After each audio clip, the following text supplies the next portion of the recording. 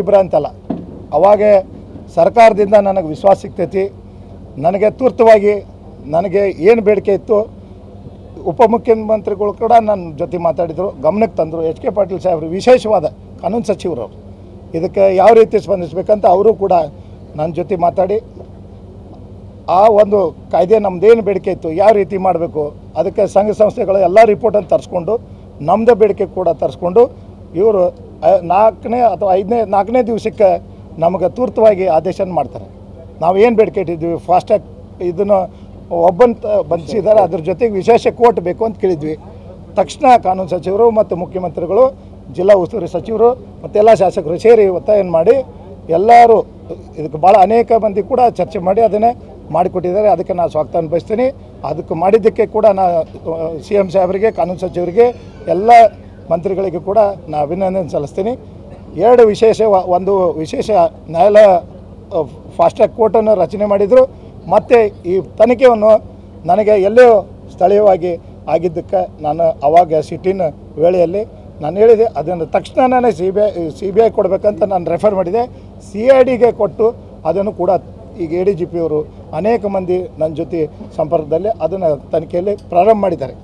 ಅದರಿಂದ ಈಗ ನನಗೇನಾಗಿದೆ, ನನ್ನ ಬೇಡಿಕೆ ಒಂದೇ, ಮುಖ್ಯಮಂತ್ರಿಗಳಿರಲಿ, ಮಂತ್ರಿಮಂಡಳಿಗಿರಲಿ, ಸಾರ್ವಜನಿಕರ ಸಂಘಟನೆದವರು, ಮೀಡಿಯಾದವರು ದೇಶವ್ಯಾಪ್ತಿ ಹೋರಾಟ ಮಾಡಿದಂಥ ಪಕ್ಷಾತೀತವಾಗಿ ಎಲ್ಲರೂ ನನ್ನ ಈ ಸಾವಿನ ಪ್ರಕರಣಕ್ಕೆ ಬೆನ್ನಿಗೆ ನಿಂತಂಥ ಎಲ್ಲರಿಗೂ ಕೂಡ ನಾನು ಒಂದು ಸಂದೇಶ ಕೊಡೋಕ್ಕೆ ಇಷ್ಟಪಡ್ತೀನಿ.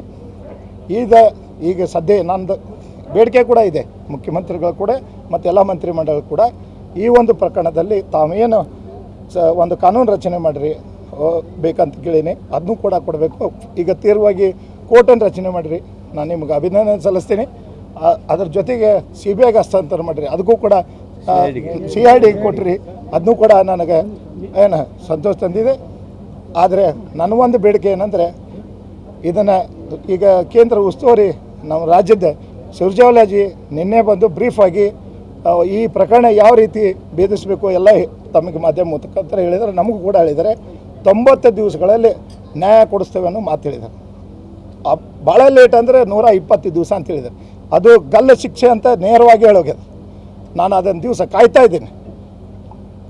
ಕೊಲೆ ಬೇಕು ಮತ್ತು ಅದನ್ನು ಆ ಒಂದು ಆದೇಶ ಅವರಿಗೆ ಸೀದಾ ಹೇಳಿದ್ದಾರೆ, ಗಲ್ಲು ಶಿಕ್ಷೆನೇ ಬೇಕಂತ ಹೇಳಿದ್ದಾರೆ. ಆ ರೀತಿ ಎಲ್ಲ ನಮ್ಮ ಮಂತ್ರಿಮಂಡಳಾಗಲಿ ಮತ್ತು ನಮ್ಮ ಮುಖ್ಯಮಂತ್ರಿಗಳಾಗಲಿ, ಕಾನೂನು ಸಚಿವರಾಗಲಿ, ಎಲ್ಲ ಮಂತ್ರಿಮಂಡಲ ನಾವು ವಿನಂತಿ ಮಾಡ್ತೀನಿ, ಸರ್ಕಾರಕ್ಕೆ ವಿನಂತಿ ಮಾಡ್ತೀನಿ, ಎಲ್ಲಿವರೆಗೂ ಆ ಗಲ್ಲು ಶಿಕ್ಷೆ ಆಗೋದಿಲ್ಲ ನಮ್ಮ ನ್ಯಾಯ ಕೊಡಿಸುವಂಥ ಕೆಲಸ ಆಗಬೇಕು. ಇದು ಬೆನ್ನಿಗೆ ಈಗ ಬಂದಿರ್ರಿ, ಇದೇ ರೀತಿ ನಾನು ಆ ಒಂದು ನ್ಯಾಯ ಸಿಗುವವರೆಗೂ ನಾನು ಇರಬೇಕಂತೇಳಿ ಕೇಳಿಕೊಂಡು ನೀವೆಲ್ಲರೂ ಬಂದು ನನ್ನ ಸಂತಾನ ಹೇಳಿಕೆ ಮತ್ತು ನಿಮಗೇನಾದರೂ ನಾನು ಎಲ್ಲರ ತಪ್ಪು ಹೇಳಿಕೆ ದುಃಖದಾಗ ಯಾವುದರ ನಾನು ಕೆಲವೊಂದು ಘಟನೆಗಳಾಗ್ಯಾವ, ಅದಕ್ಕೆ ನಾನು ಹೇಳಿದ್ದೀನಿ. ಇವಾಗೂ ಕೂಡ ಅದಷ್ಟು ಏನಾಗಿದ್ದೀನಿ. ಆದಷ್ಟು ನಾನೇನಾರ ತಪ್ಪು ಯಾರಿಗಾದ್ರೂ ಕೂಡ ನಾನು ಹೇಳಿಕೆ ತಮಗೆ ಅನ್ಯತಾ ಭಾವಿಸ್ಬಾರ್ದು. ಯಾರು ಹೆಸರು ತೊಗೊಂಡಿದ್ರು ಕೂಡ ಅದು ನನ್ನ ಕ್ಷಮೆ ಇರಲಿ. ಆ ದುಃಖದಾಗ ನಾನು ಹೇಳೇನಿ. ದಯಮಾಡಿ ಎಲ್ಲರೂ ಕೂಡ ಈ ಹೇಳಿಕೆಗೆ ನಾನು ಸರ್ಕಾರಕ್ಕೆ ಮುಜುಗರ ತರುವಂಥದ್ದು ವ್ಯವಸ್ಥೆ ಏನಾದರೂ ಬಂದಿದ್ರು ಕೂಡ ಆ ಒಂದು ಕಿಚ್ಚು ನಂದು ಒಬ್ಬಂದಲ್ಲ, ಇಡೀ ರಾಜ್ಯದಿತ್ತು. ಅದಕ್ಕೆ ನನ್ನ ಕಡೆ ಈಗ ಸ್ವಂತ ಹೇಳಿರಿ, ನನ್ನ ಮನೆಗೆ ಬಂದು ಧೈರ್ಯ ಹೇಳಿದ್ದಕ್ಕೆ ಎಲ್ಲರಿಗೂ ಧನ್ಯವಾದ ಹೇಳ್ತೀನಿ. ನನ್ನ ಜೊತೆಗೆ ಇದೇ ರೀತಿ ಯಾವಾಗಲೂ ಕೂಡ ಇರಬೇಕು, ನನಗೆ ಭದ್ರತೆ ಕೊಡಬೇಕು. ಮುಂದೂ ಕೂಡ ಫಾಸ್ಟ್ಯಾಗ್ನಲ್ಲಿ 90 ದಿವಸಗಳ ಇಲ್ಲ 120 ದಿವಸನಾಗ ಅದು ಆದೇಶ ಗಲ್ಲು ಶಿಕ್ಷೆ ಆಗಬೇಕು ಅಂತ ನಾನು ಕೇಳ್ತೀನಿ.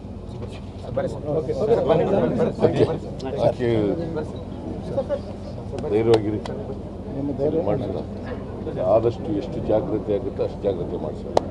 120 ದಿನದೊಳಗಡೆ ಮಾಡಿಸೋಣ.